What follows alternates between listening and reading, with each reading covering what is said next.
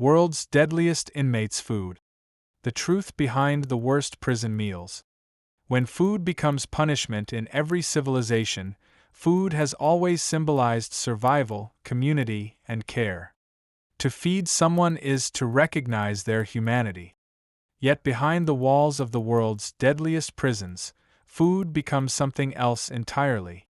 It turns into a tool of domination, a quiet but relentless weapon used not to nourish but to control. In these places, a simple meal can tell a story of cruelty, neglect, and punishment more powerful than any chain or cell door ever could. Inside the most secure penitentiaries on earth, from the concrete silence of ADX Florence to the overcrowded infernos of Latin America and Asia, prisoners eat because they must, not because they are fed. Their trays arrive cold, their portions small, their contents often unrecognizable. The line between sustenance and suffering blurs until eating itself becomes a reminder of powerlessness. Prisoners have no say in what enters their bodies. Every bite reinforces the message that their choices, their dignity, and even their appetite belong to the system. In the United States, one of the richest nations on the planet, the paradox is staggering. Outside the walls, food is excess, endless aisles of options, flavors, and abundance. Inside, it is scarcity dressed as discipline. Decades of budget cuts and privatization have turned American prison food into an industry of cost-saving experiment. State contracts with private corporations like Aramark and Trinity Services Group reduce meals to figures on a spreadsheet, measured in cents, not calories. Some states spend less than $1 a day per inmate on food. In Michigan, Ohio, and Texas, documented scandals revealed trays crawling with maggots, bread growing mold, and meat so spoiled that the smell made guards gag before inmates could even taste it. For many incarcerated men and women, complaints go nowhere. Hunger becomes part of the sentence, and the human body becomes another site of punishment. When prisoners protest, they are often accused of exaggeration. Yet photographs and official reports confirm what they describe. In one Michigan prison, inmates were served meat labeled, "not fit for human consumption." In another, rice was mixed with mouse droppings. Each scandal fades from the headlines, but the practice continues quietly, buried under contracts, bureaucracy, and public indifference. The consequences are not only physical. Hunger changes the mind. It breeds anger, desperation, and helplessness. When someone is fed scraps day after day, their sense of worth erodes. Psychologists have long known that deprivation dulls empathy and sharpens aggression. Guards who control the meal schedule understand this instinctively. Food becomes a language of submission. Eat what you're given, or starve. In solitary confinement, where a person may see no one for years, the clatter of the metal slot sliding open is often the only sound that marks time. The tray that appears is not simply lunch or dinner. It is proof that the outside world still exists, even if it refuses to care. Nowhere is this system of edible punishment more notorious than in the existence of the Nutriloaf. The loaf has many names: the disciplinary loaf, the punishment loaf, or simply the brick. It is a mixture of blended beans, vegetables, flour, and whatever leftovers the kitchen can find. Baked into a dense, flavorless block, it technically meets nutritional standards but strips away everything that makes a meal human: taste, warmth, and comfort. The Nutriloaf is not served to keep inmates healthy, it is served to break their will. Across the United States, prisoners have taken this loaf to court, calling it cruel and unusual punishment. In Vermont, Illinois, Pennsylvania, and Florida, lawsuits documented the use of Nutriloaf for minor infractions: talking back to a guard, refusing to clean a cell, or possessing too many salt packets. Some courts banned it, others allowed it, and a few declared it unconstitutional when used as punishment. Yet in many facilities, the loaf still appears, its recipe slightly altered to survive legal scrutiny. A former inmate described it as tasting like dirt and despair. Another said, "You can't chew it, but you can't spit it out either." The deeper tragedy lies not just in the loaf itself, but in what it represents, a bureaucracy that has turned cruelty into a routine. Prisons are not designed for empathy, and in such an environment, indifference becomes policy. When a prison kitchen runs out of funds, no headlines appear. When a shipment of spoiled food arrives, there are no protests outside the gate. Inside, men and women simply adapt. They eat in silence, trade what little seasoning they can find, or starve until the next tray arrives. Food deprivation has been used throughout history to control bodies and minds. In Nazi concentration camps, rations were carefully calculated to keep prisoners weak but alive enough to work. In colonial prisons across Africa and Asia, meals were a daily reminder of subjugation. The modern world claims to have moved beyond such barbarity, yet within concrete walls the logic remains the same. Hunger is power. The difference now is that it hides behind contracts, budgets, and sterile language like cost efficiency. When journalists gain access to prison kitchens, what they find is often a reflection of how much society values those it locks away. In Louisiana's Angola prison, the largest maximum security facility in America, inmates still farm the fields once worked by enslaved people. They grow vegetables, raise livestock, and slaughter animals, yet many of them report being served undercooked beans and gray meat unfit for sale. In California's Pelican Bay, meals are measured and delivered through narrow slots, sometimes cold before they even reach the cell.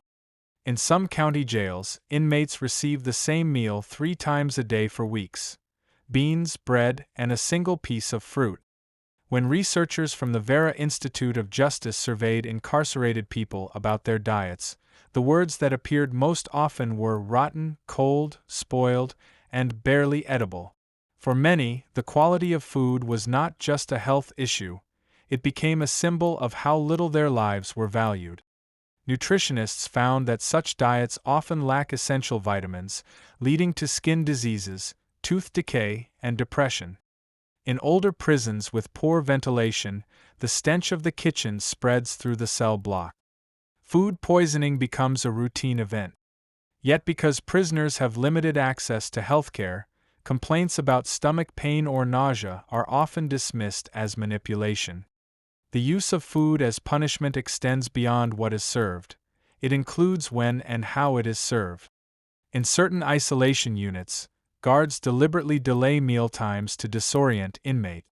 In some prisons, disciplinary measures include serving meals at inconsistent hours, breakfast at noon, dinner at dawn. Sleep deprivation and hunger work together to break mental stability. A former warden from New York admitted anonymously that it's not the beatings that change behavior, it's the hunger. Internationally, the situation can be far worse. In many developing nations, prison budgets barely cover the cost of running water, let alone balanced meals. Reports from Venezuela, Brazil, and Kenya describe inmates surviving on one meal a day, often provided by relatives or charitable groups rather than the state. Those without family support waste away slowly. Some prisoners have been recorded trading personal belongings or sexual favors for extra bread. In overcrowded prisons, a single pot of soup might feed 50 men. Fights erupt over scraps. Disease spreads through malnutrition. Hunger becomes a form of natural selection behind bars. Yet even in the wealthiest nations, the logic is the same. Food in prison is not meant to rehabilitate, it is meant to remind. The monotony of identical meals, the humiliation of spoiled ingredients, and the constant hunger are part of a psychological architecture that teaches submission. Every mouthful reinforces the hierarchy. Guards feed, inmates consume, the state decides, the individual obeys. Sociologists call this process depersonalization.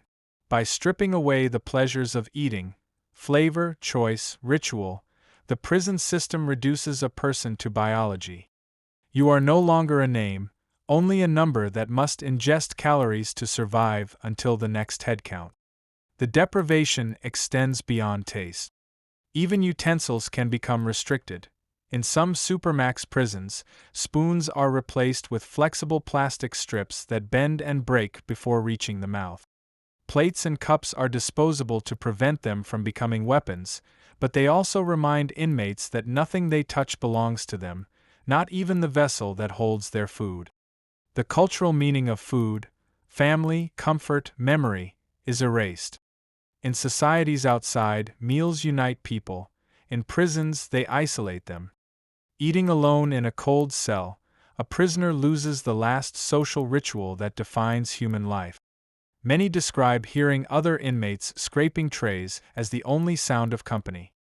The simple act of eating together, forbidden in most maximum security units, becomes a fantasy. When food is used to punish, its impact lingers beyond hunger. Prisoners released after years of deprivation often struggle with eating habit. Some binge, others hoard, unable to trust that their next meal will come. Psychologists who study post-incarceration behavior note that trauma often manifests in small acts: hiding food, refusing to eat certain textures, avoiding communal dining. The punishment outlasts the sentence. Governments defend prison food policies by citing limited budgets and public indifference. The argument goes, if inmates wanted better meals, they shouldn't have committed crimes. But this logic misses the point. Deprivation does not create rehabilitation, it creates resentment. Studies from the Bureau of Justice Statistics show that poor living conditions, including inadequate food, increase violence, mental illness, and recidivism. When you treat people like animals, you breed the very behavior you claim to control. Around the world, a handful of reformers have tried to change this reality. In Norway's Halden prison, inmates cook their own meals in shared kitchens, learning cooperation and responsibility. In Finland, prisoners participate in nutrition programs designed to prepare them for life outside. These programs are often mocked as being too soft, yet they consistently report lower reoffending rate. The contrast reveals an uncomfortable truth. Cruelty may satisfy society's anger, but it does nothing to ensure safety. The story of prison food is not just about hunger, it's about identity, dignity, and what a society chooses to take away from those it punishes. A meal, after all, is a declaration: you matter enough to be fed. When food is stripped of care, it becomes a daily reminder of exclusion. To eat the world's worst prison food is to taste the boundary between survival and despair. In the end, the question is not simply what inmates eat, but what their meals say about us. Every tray of spoiled rice, every loaf of punishment bread, every maggot-infested potato is an echo of society's conscience, or its absence. Behind those walls, the world's deadliest inmates sit in silence, staring at food that neither nourishes nor satisfies, wondering if justice was meant to taste this bitter. Sources: The Marshall Project, 2019, The New York Times, 2017, Human Rights Watch, 2015, ACLU, 2020, Vera Institute of Justice, 2021, BBC, 2019. The meaning of prison food. Long before the invention of steel bars and motion sensors, the idea of punishment was simple: to deprive. Deprivation of freedom, comfort, companionship, and eventually, food. Across history, food has always been a mirror of power. To eat well is to belong, to go hungry is to be forgotten. Inside the modern prison system, this ancient idea lives on, refined by policy, justified by economics, and enforced by silence. Inmates around the world know it instinctively. The food you are given tells you exactly what your life is worth. The history of prison food is the story of civilization's conscience, measured in calories and cruelty. In the 18th century, European prisons offered inmates bread and water not just out of poverty but as moral instruction. Hunger was considered purification, a symbolic cleansing of sin through suffering. When British colonists built their first penitentiaries in America, they carried that same belief. The penitent would reflect, starve, and reform. Over time, the starvation became institutionalized.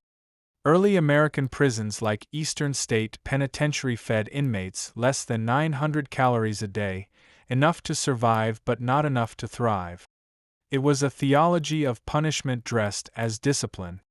By the mid-20th century, modern reforms promised a more humane system. The Eighth Amendment in the United States, which forbids cruel and unusual punishment, was meant to protect prisoners from starvation.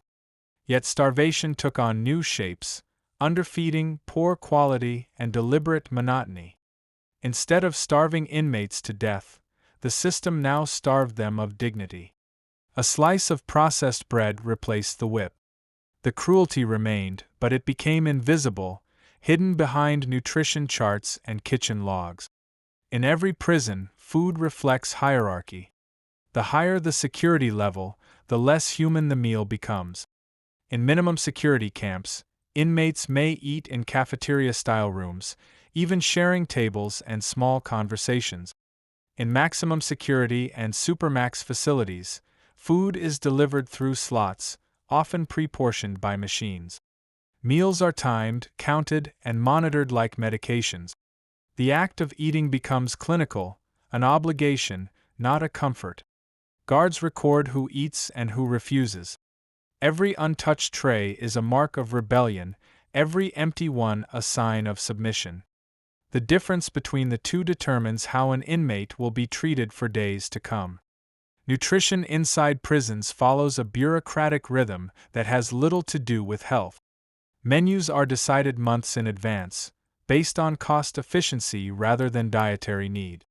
Nutritionists may approve meal plans that meet technical standards: 2,000 calories a day, a mix of carbohydrates, protein, and fat, but reality seldom matches paper.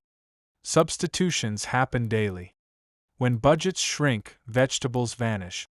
Fresh fruit becomes a luxury. Milk expires before it reaches the cells. Meat turns into reconstituted soy, powdered protein, or meat analog, a paste designed to mimic real food without the cost. The meaning of food inside prison extends beyond hunger. It is ritual, memory, and resistance. Inmates from different backgrounds carry fragments of their past through food, flavors from their mother's kitchens, spices from their hometowns, the smell of meals once shared in freedom. Inside, those memories become currency. A packet of ramen noodles, a pinch of salt, or a spoonful of peanut butter can mean everything. These items form a secondary economy, a survival network that runs parallel to the institution's rules.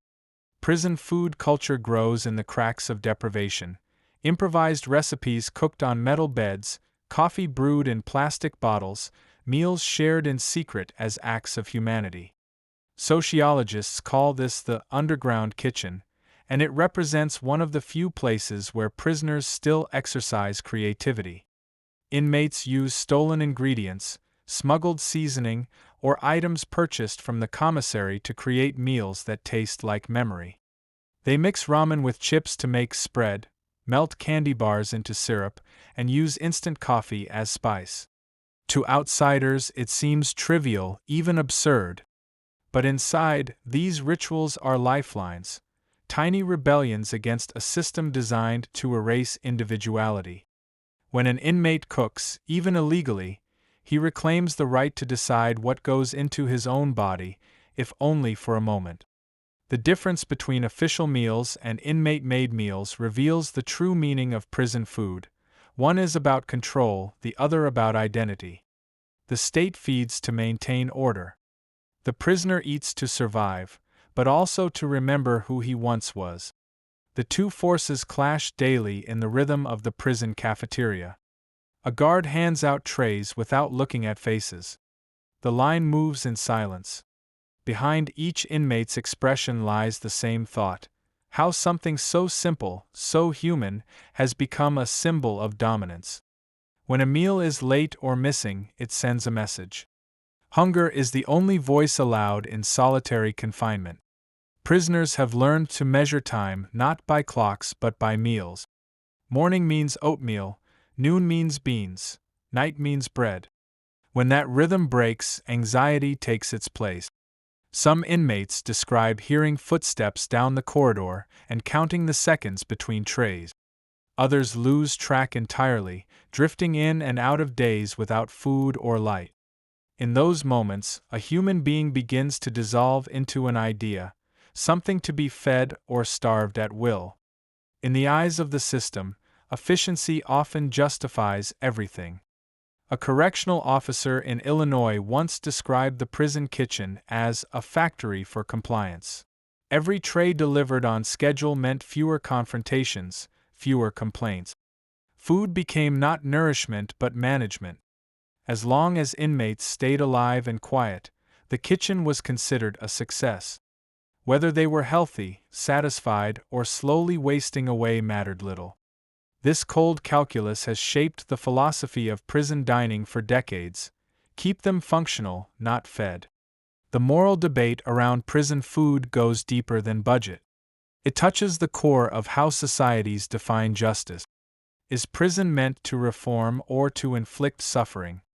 Should punishment include hunger, or should the deprivation of freedom itself be enough?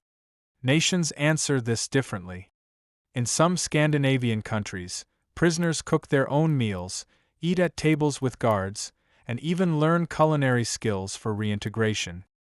In the United States, by contrast, food is often weaponized, standardized, flavorless, and stripped of joy. The contrast reveals what each culture believes about the possibility of redemption. Religion adds another layer. Inmates observing faith-based diets often find their beliefs tested by the state. Requests for halal or kosher meals have led to lawsuits in several countries. In many U.S. prisons, Muslim inmates during Ramadan report being denied evening meals or served pork-laced food despite religious objections. Courts have ruled both for and against the inmates, but the underlying message remains: in prison, even faith must submit to policy. To eat according to conscience becomes a privilege, not a right. Medical neglect compounds the issue. Malnutrition, diabetes, and heart disease are common among long-term inmates, yet prison diets rarely adjust for health. Meals high in starch and sodium worsen chronic conditions. Fresh produce is scarce. Vitamin supplements are limited or non-existent. Prison doctors often prescribe medication to treat symptoms that diet continues to create. The body becomes a battleground between the system's convenience and a person's survival instinct. Public perception sustains this cycle. Most citizens never see prison food, and few care to imagine it. The idea that inmates deserve comfort still provokes outrage. Politicians score points by cutting prison budgets, presenting cruelty as fiscal responsibility. Taxpayers shouldn't pay for steak dinners, they say, as if any prisoner has ever seen one. What the public doesn't see are the long-term costs: malnutrition-driven hospitalizations, outbreaks of foodborne illness, and psychological damage that follows inmates long after release. The cheap meal ends up being expensive in every other way. Cultural anthropology offers another insight. How a society feeds its prisoners often mirrors how it treats its poor. In countries with high inequality, prison meals resemble the diets of the impoverished: cheap grains, processed starch, minimal protein. In wealthier, more egalitarian nations, inmates often eat similarly to soldiers or low-income workers, reflecting a belief that dignity should not disappear behind bars. Food, in this sense, becomes a moral barometer. Perhaps the most haunting truth is that many prisoners stop seeing food as nourishment altogether. Years of deprivation numb the appetite. Some inmates eat mechanically, counting bites instead of savoring them. Others hoard food from fear it will be taken away. Hunger becomes psychological, a memory that never fades. Even after release, former prisoners report waking up at night to check if food is still available. For them, prison never truly ends, it lingers in the stomach. The meaning of prison food cannot be separated from the meaning of punishment itself.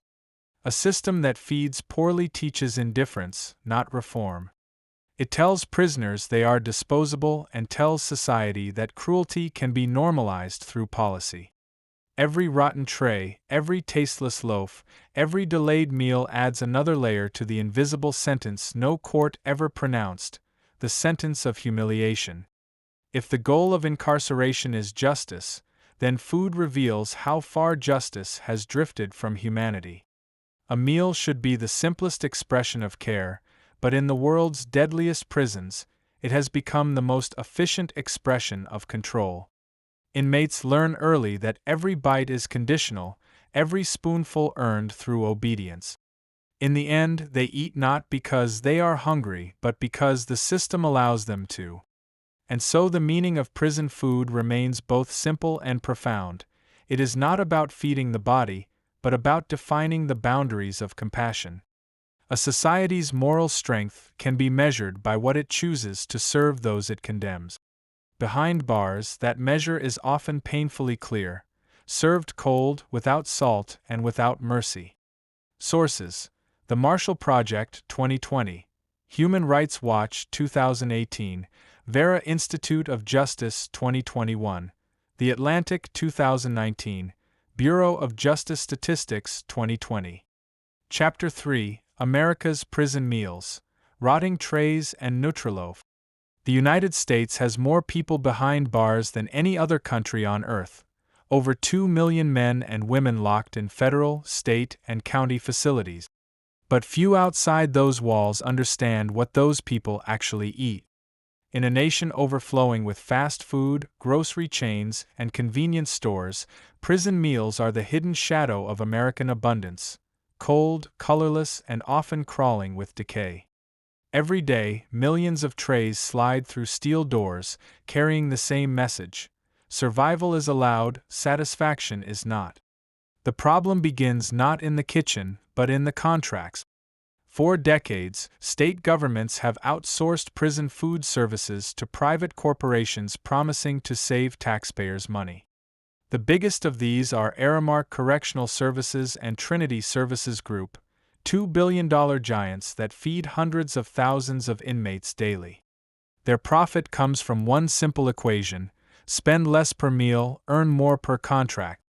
In many states, that number has dropped below $1 per day per inmate, forcing kitchens to cut corners and stretch ingredients past reason.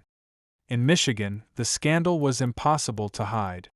In 2014, after the state signed a $145 million deal with Aramark, inmates and guards began filing complaint after complaint. They reported spoiled food, rodent infestations, and meals served raw or half-frozen.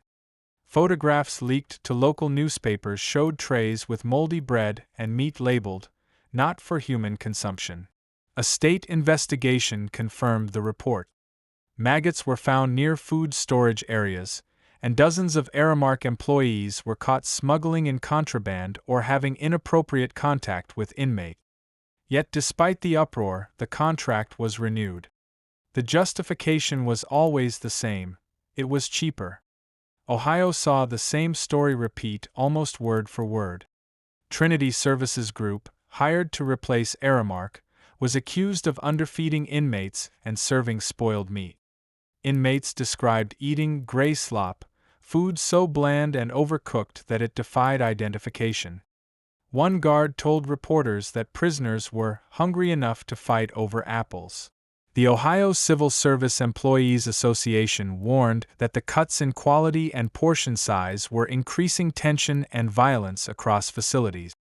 The state's response was to fine the contractor a few $1,000s and continue business as usual. In Arizona, things turned even darker. The state's Department of Corrections reduced daily meal budgets to around 70 cents per prisoner.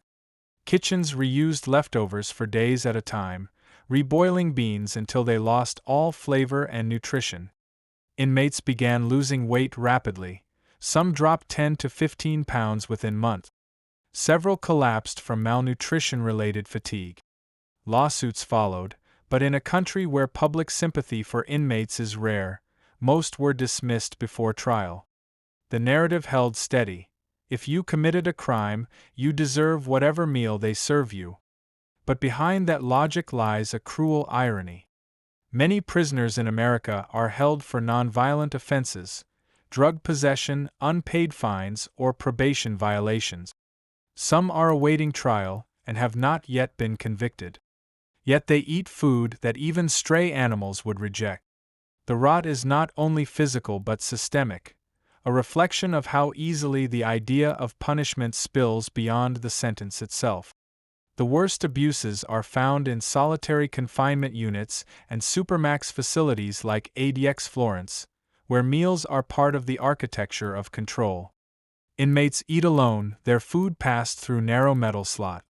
The isolation amplifies deprivation. In some units, disciplinary meals are still used as punishment. When an inmate breaks a rule, refuses orders, speaks out, or destroys property, his next meal may not be a tray at all, but a Nutriloaf. The Nutriloaf is the most infamous food in the American penal system. It is not cooked to taste good, it is cooked to break the will. Each loaf contains a blend of whatever ingredients are on hand: vegetables, bread, beans, powdered milk, sometimes even meat. Everything is ground together, baked into a dense block, and served without utensils. Officially, it provides about 1,200 calories, just enough to survive. Unofficially, it serves a darker purpose: humiliation. Prisoners describe the loaf as inedible cement, a punishment you can taste, or the smell of misery baked into bread. Inmates in Vermont once compared it to eating cardboard soaked in grease. Lawsuits in Illinois, Pennsylvania, Florida, and New York have challenged its use as unconstitutional, arguing that it constitutes cruel and unusual punishment. Some states banned it after federal judges agreed. Others kept it quietly, renaming it disciplinary loaf or nutrient loaf to escape scrutiny. Officials defend the practice by citing safety. They claim that removing utensils and standard trays prevents violence and reduces waste. But behind that argument lies the same old principle: obedience through deprivation. When flavor becomes forbidden, control is complete.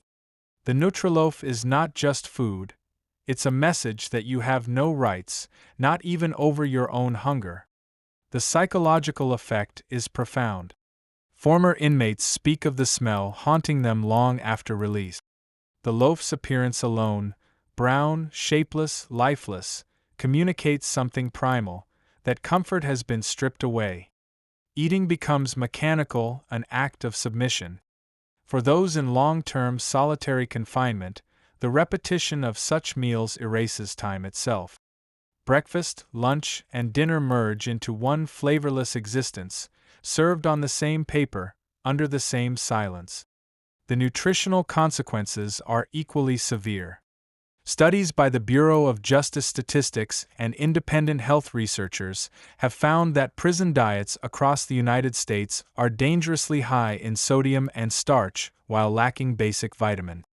Many meals rely on white bread, processed meats, and sugary drink. Fresh produce is rare, whole grains almost non-existent. Inmates suffer from chronic constipation, hypertension, and obesity, all caused by cheap, low-quality food. Others suffer the opposite fate: malnutrition and severe weight loss due to uneaten meals. The impact doesn't stay inside the prison walls. Once released, former inmates often struggle with eating disorders, high cholesterol, and metabolic diseases linked to years of poor nutrition. The system, in trying to control bodies, ends up damaging them beyond repair. Rehabilitation becomes harder when the very institution meant to reform people poisons them slowly through diet.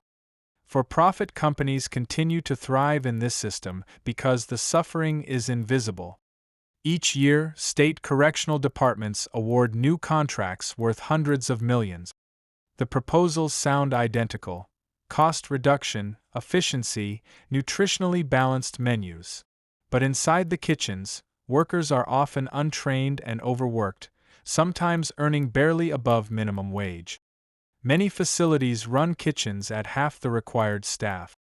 Mistakes multiply, contamination spreads, and food safety rules are ignored to keep schedules tight. When something goes wrong, the inmates are blamed. The public rarely hears about the outbreaks of foodborne illness that follow. Between 2015 and 2022, dozens of state prisons reported mass food poisoning events: salmonella in Oklahoma, norovirus in Kentucky, listeria in Florida. Most received little media attention. Complaints from inmates were dismissed as exaggeration, even as medical records confirmed hundreds of hospital visits. In one case, prisoners in a Pennsylvania facility begged guards for medical care after eating tainted chicken. They were accused of faking symptoms until two collapsed and were taken away on stretchers. The cruelty extends even to hydration. Some prisons provide powdered drink mix instead of clean water to mask contamination. In facilities with outdated plumbing, brown tap water flows through rusted pipes, making inmates sick. Requests for bottled water are denied unless a doctor orders it, a rare occurrence since medical access is minimal. Dehydration and kidney stones become common. Even something as simple as a cup of clean water becomes a privilege. Religious and medical dietary requests fare no better. Muslim and Jewish inmates have long fought for halal and kosher options. Some prisons accommodate them only during major holidays. Others deny the requests outright, citing budget limitations. In one Florida prison, Muslim inmates were served meals that contained pork residue during Ramadan. Lawsuits followed, but change came slowly, if at all. Inmates with diabetes or high blood pressure face similar neglect, often forced to choose between eating what's provided or going hungry. When activists and journalists expose these conditions, officials often respond with cold detachment. Prison is not a hotel, one warden said during a 2019 hearing. They're not here for comfort. But the issue is not comfort, it's humanity. The right to eat without fear of sickness or humiliation is not a luxury, it's a minimum standard of civilization. Even animals in research facilities are fed according to nutritional guidelines. The fact that human beings in American prisons cannot say the same reveals a deeper moral collapse. The most chilling truth is that bad food in prison doesn't just punish, it profits. Every calorie saved, every corner cut, every meal denied translates into dollars gained. When a company can feed a person 3 times a day for less than the price of a cup of coffee, it becomes easy to justify cruelty as efficiency. Politicians praise the savings, taxpayers look away, and prisoners disappear into statistics. The suffering continues unseen, sustained by the quiet arithmetic of capitalism inside concrete walls. For those living it, the numbers mean nothing. They measure time by hunger, not years. Breakfast might be a single slice of bread and lukewarm oatmeal, lunch, a scoop of beans and mystery meat, dinner, a sandwich made of processed paste. Some barter for extra packets of salt or sugar. Others save crumbs to eat later. And a few simply refuse to eat at all, staging hunger strikes to demand dignity. These protests rarely succeed, but they carry the same message echoing through the world's deadliest prisons: that food, more than any cell or sentence, defines what justice truly means. America's prison meals tell a story larger than any one facility. They expose a nation that preaches freedom while perfecting systems of quiet dehumanization. Behind every tray lies a truth that few outside want to face: that cruelty has become normalized, bureaucratized, and profitable. What was once the simple act of feeding has been transformed into one of the most efficient forms of punishment. And yet, amid the rot and the gray, hope survives. Inmates still share food with each other, still trade flavor packets, still create tiny sparks of humanity in a system designed to extinguish it. The state may own their bodies, but not their hunger for dignity. Every improvised meal, every act of sharing, every refusal to accept the inedible becomes a form of resistance. The American prison tray, then, is more than metal, it is a mirror. It reflects what the nation chooses to value, who it chooses to forget, and how far it is willing to go in the name of punishment.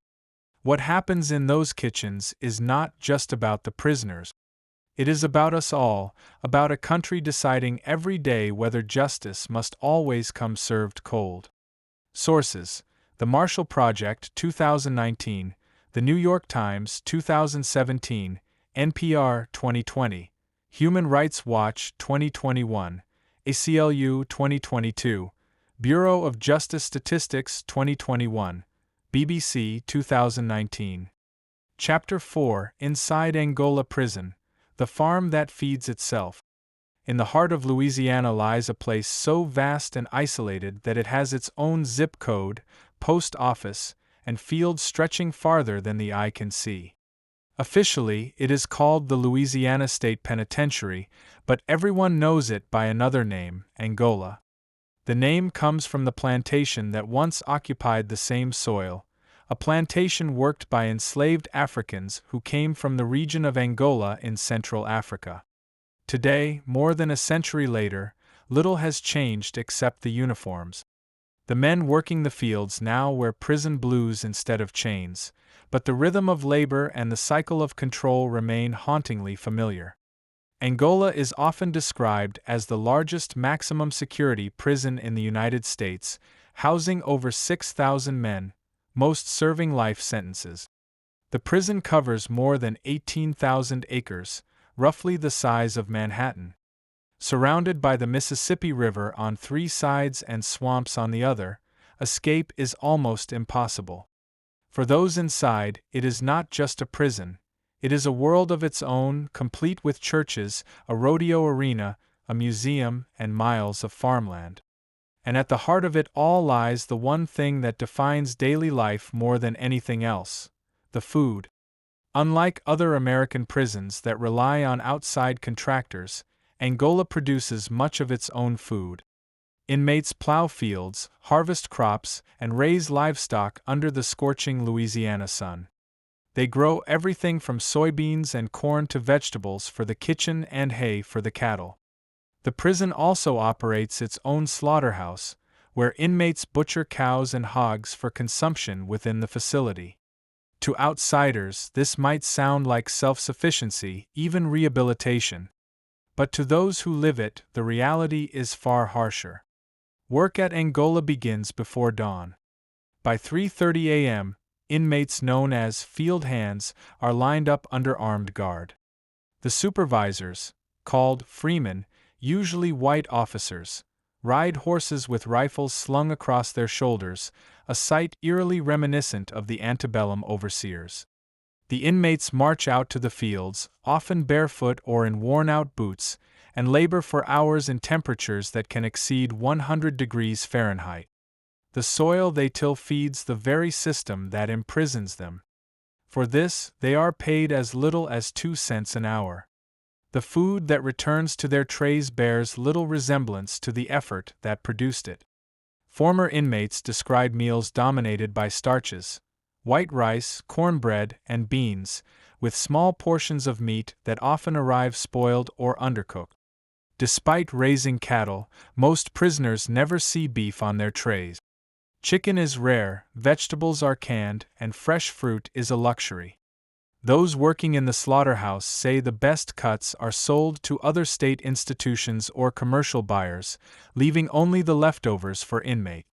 In 2015, an investigation by the Advocate newspaper revealed that prisoners in Angola's kitchen routinely served meals contaminated with mold, insects, and rodent droppings.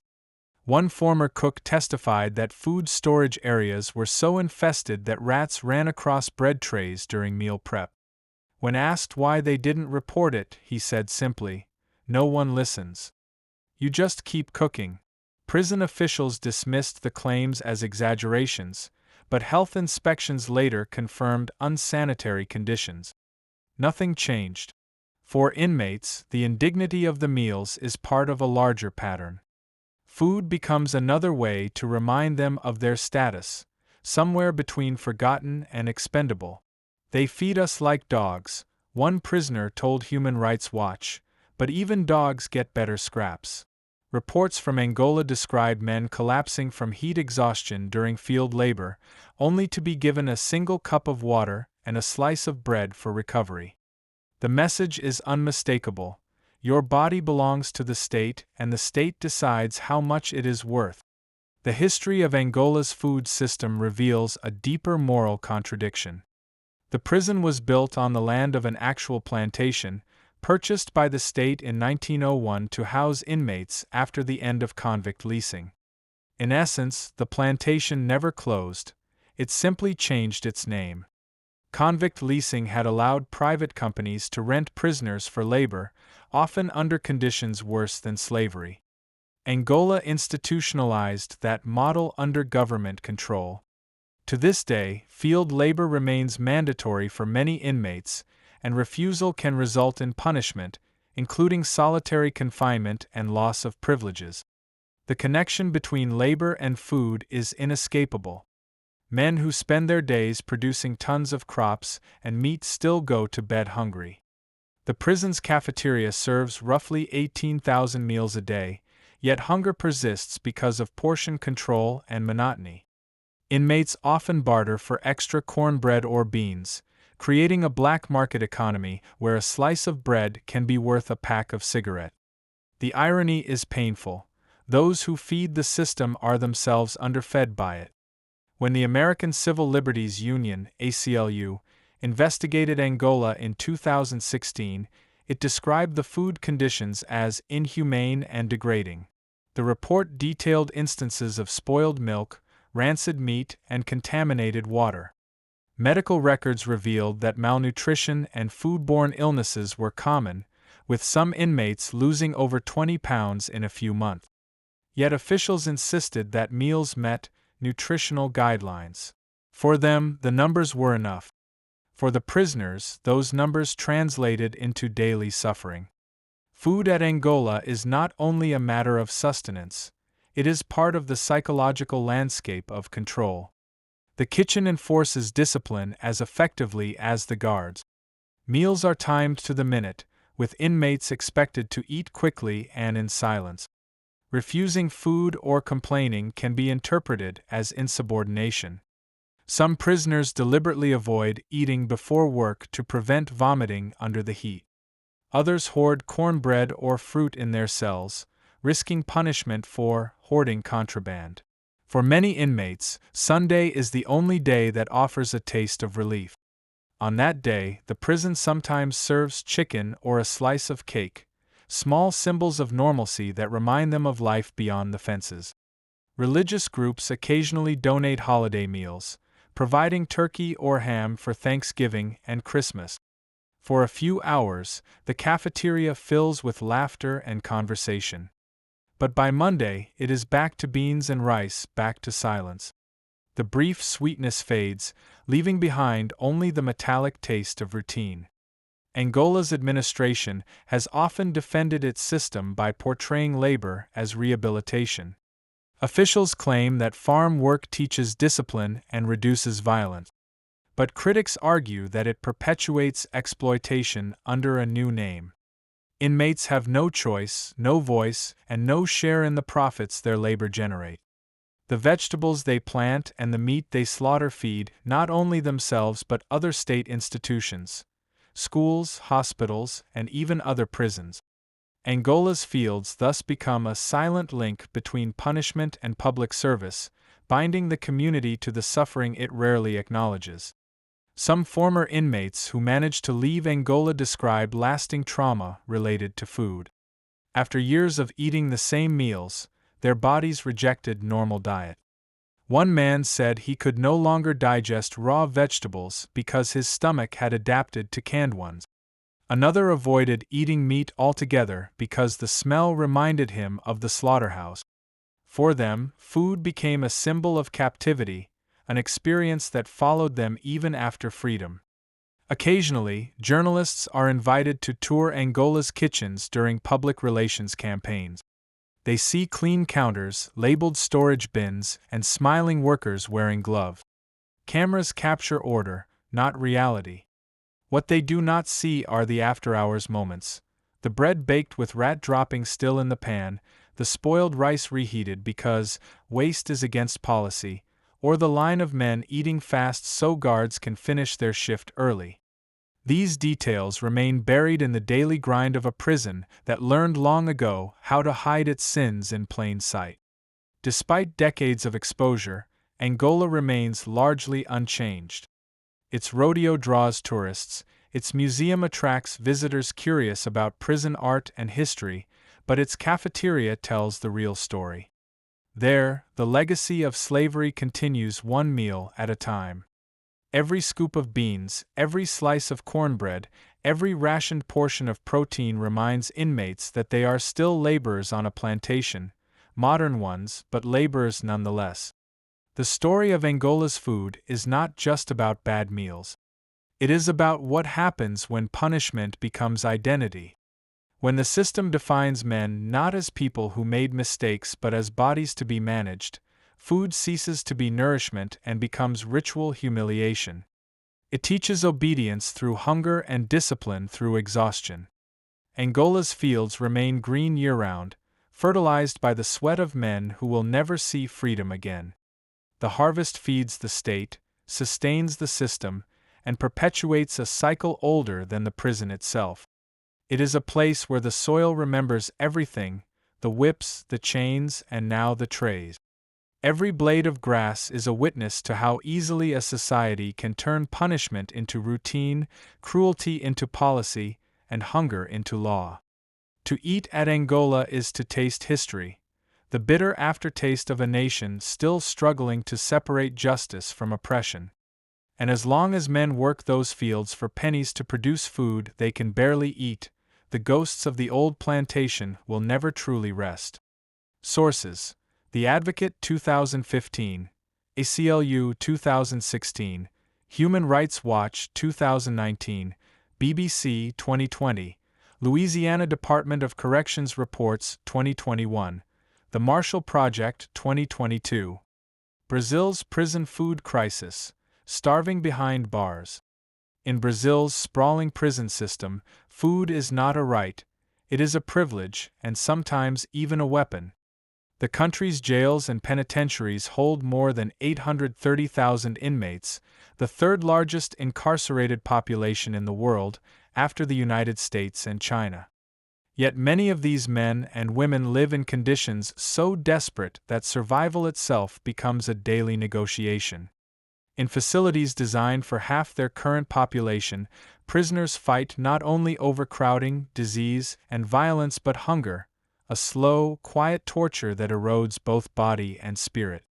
Reports from Amnesty International, Human Rights Watch, and Brazil's own National Justice Council reveal a grim truth. Prison food in Brazil is often unfit for human consumption. Meals arrive late, cold, or spoiled when they arrive at all. Inmates describe finding worms in rice, roaches in beans, and meat that smells of decay. Milk is often sour. Water comes from rusted taps that leak brown liquid. In a country known for its rich cuisine and agricultural abundance, the contrast is devastating. The problem is not scarcity, it is neglect.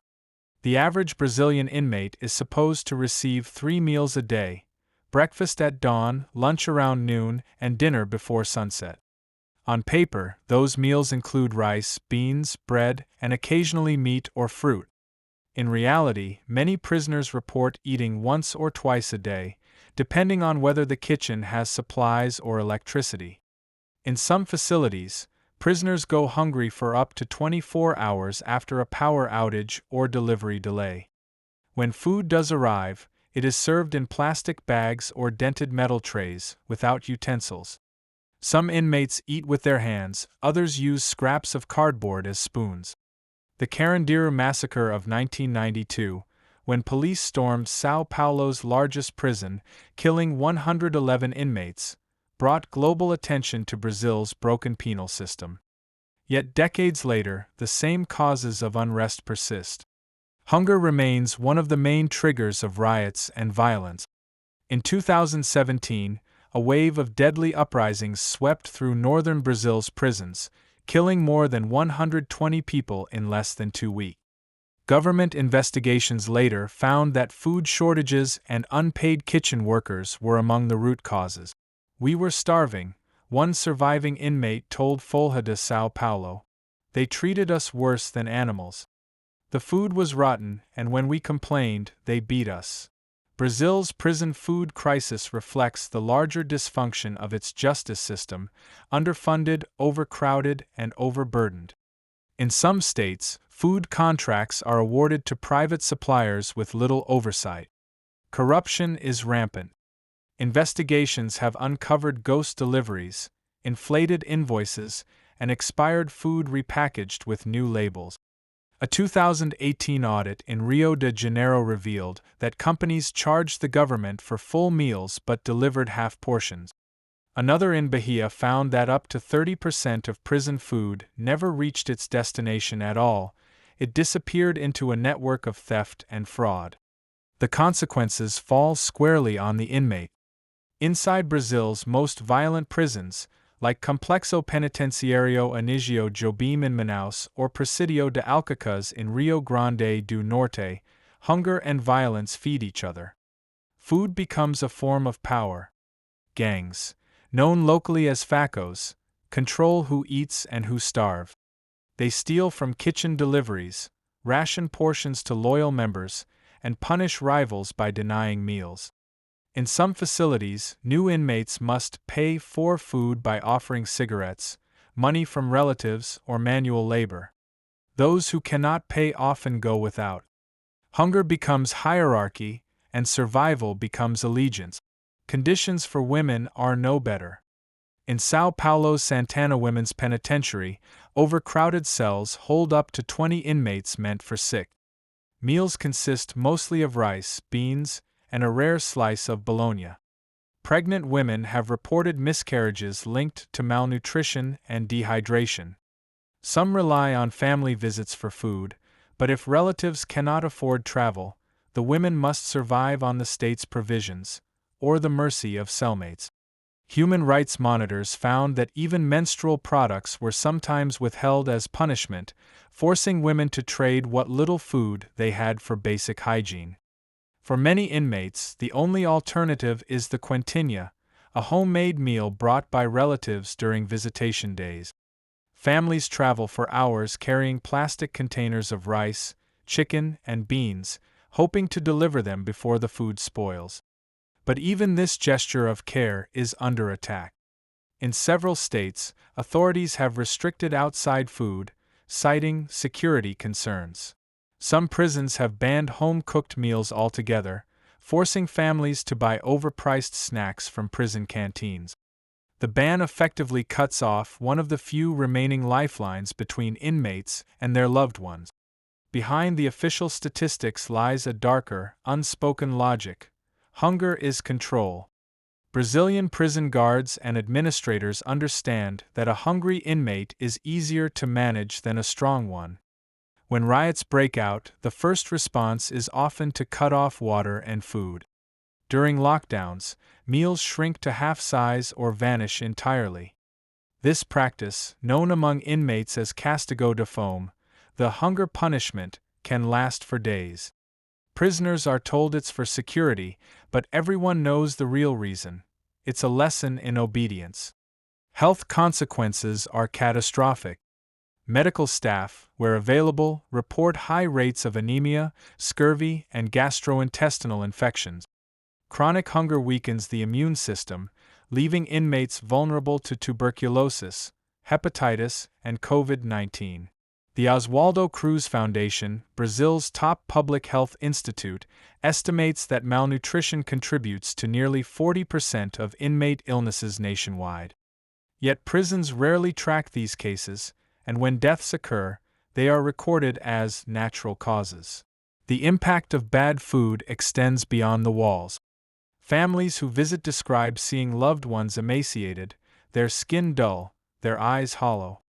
Children who come to see their fathers often leave crying, unable to understand why Daddy looks sick. Advocacy groups like Pastoral Carceraria, a Catholic prison ministry, have spent decades documenting these stories, publishing reports that challenge the government's narrative of humane conditions. Their findings are consistent. Hunger in Brazilian prisons is not an accident, it is a policy. Corruption, indifference, and overcrowding form a perfect storm that perpetuates this misery. In some prisons, local politicians award food contracts to allies in exchange for campaign donations. These companies then deliver substandard goods, knowing inspections are rare. When inspectors do visit, the kitchens are scrubbed clean and stocked with fresh produce borrowed from other institutions. Once the officials leave, the vegetables disappear again. The cycle repeats, invisible to the public eye. International pressure occasionally forces reform. After the 2017 riots, Brazil's federal government pledged to improve conditions by allocating new funds for prison meals and inspections. But within 2 years, most of the money had vanished into bureaucracy. By 2021, reports from The Intercept Brazil showed that some prisons were spending less than 50 cents per inmate per day on food. The government's promises had turned into paperwork, while hunger continued to gnaw through the bars. There are moments of resistance, though small and fragile. Inmates have organized hunger strikes demanding better food, sometimes lasting weeks. Their demands are simple: clean water, edible rice, one piece of fruit a day. In most cases, authorities respond with isolation or tear gas. Still, the strikes persist because even starvation, when chosen, feels more human than being starved by neglect. The prison food crisis mirrors the inequalities of Brazil itself. The poor fill the cells, and the poor feed the cells, through unpaid labor, corrupt contracts, and political exploitation. While the wealthy dine freely, men and women behind bars trade toothpaste for bread. It is a system that punishes not just crime but poverty, race, and class. Nearly 2/3 of Brazilian inmates are black or mixed race, and most come from the country's poorest communities. Their hunger is not only physical, it is social, inherited from generations of exclusion. Occasionally, glimpses of compassion break through. Some NGOs and church groups run small programs that supply fresh vegetables, vitamins, or cooking classes to rehabilitated inmates. These efforts reach only a fraction of the population but prove that change is possible. Where inmates are treated with dignity and given decent meals, violence drops. The link between nutrition and peace is undeniable. A full stomach is the beginning of reform. Still, for most inside, that hope remains distant. The average inmate in Brazil wakes up to a breakfast of black coffee and stale bread, works or idles through the day in suffocating heat, and ends with a dinner of rice and beans that tastes faintly of metal. The next morning, it begins again. Hunger becomes routine, despair becomes diet, and survival becomes a skill. The story of Brazil's prison food crisis is a story of contradictions: a nation of fertile soil and starving inmates, a democracy that feeds its poorest citizens last. The tragedy is not only that men and women suffer, but that their suffering is accepted as normal. Hunger behind bars is not seen as a scandal but as part of the sentence. In the end, the food inside Brazil's prisons says as much about the country as any law or election ever could. It speaks of a nation where justice is rationed like rice, and where the measure of humanity stops at the gate. Until that changes, every plate of spoiled beans, every cup of dirty water, and every hungry night will remain silent testimony to a truth Brazil has yet to face: that its prisons are not merely places of punishment, but mirrors of its deepest inequality. Sources: Amnesty International 2020, Human Rights Watch 2022, Folha de São Paulo 2017, Pastoral Carceraria Reports 2021, The Intercept Brazil 2021, Oswaldo Cruz Foundation 2020, BBC 2019.